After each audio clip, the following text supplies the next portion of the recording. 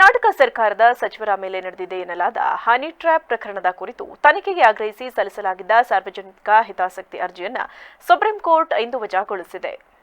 Supreme ಕೋರ್ಟ್ನ ನ್ಯಾಯಾಧೀಶರಾದ ವಿಕ್ರಮ್ನಾಥ್ ನೇತೃತ್ವದ ತ್ರಿಸದಸ್ಯ ಪೀಠ ಅರ್ಜಿಯನ್ನು ವಜಾಗೊಳಿಸಿತು. ಅಲ್ಲದೆ ವಿಚಾರಣೆ ವೇಳೆ ಅರ್ಜಿದಾರ ವಿನಯ್ ಕುಮಾರ್ ಸಿಂಗ್ ತರಾಟೆಗೆ ತೆಗೆದುಕೊಂಡಿತು.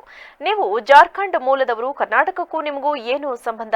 ಪೊಲಿಟಿಕಲ್ ನಾನ್ಸೆನ್ಸ್ಗಳನ್ನ ವಿಚಾರಣೆ ನಡೆಸಲು ನಾವು ಇಲ್ಲಿ ಕೂತಿಲ್ಲ. ನ್ಯಾಯಾಧೀಶರು ಯಾಕೆ ಹನಿ ಟ್ರ್ಯಾಪ್ಗೆ ಒಳಗಾಗುತ್ತಾರೆ ಅದನ್ನ ನ್ಯಾಯಾಧೀಶರು ನೋಡಿಕೊಳ್ತಾರೆ. ಇಂತಹ ಅರ್ಜಿ ವಿಚಾರಣೆ ನಡೆಸಿಕೊಂಡು ಕೂರಲು ನಮಗೆ ಸಾಧ್ಯವಿಲ್ಲ.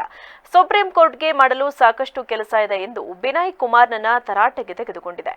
ಕರ್ನಾಟಕದಲ್ಲಿ ಹಿರಿಯ ಸಚಿವರು, ಶಾಸಕರು, ರಾಜಕೀಯ ಮುಖಂಡರು ಮತ್ತು ನ್ಯಾಯಮೂರ್ತಿಗಳು ಸೇರಿದಂತೆ 48 ಜನರನ್ನ ಗುರಿಯಾಗಿಟ್ಟುಕೊಂಡು ಹನಿ ಟ್ರ್ಯಾಪ್ ಪ್ರಕರಣ ನಡೆದಿದೆ.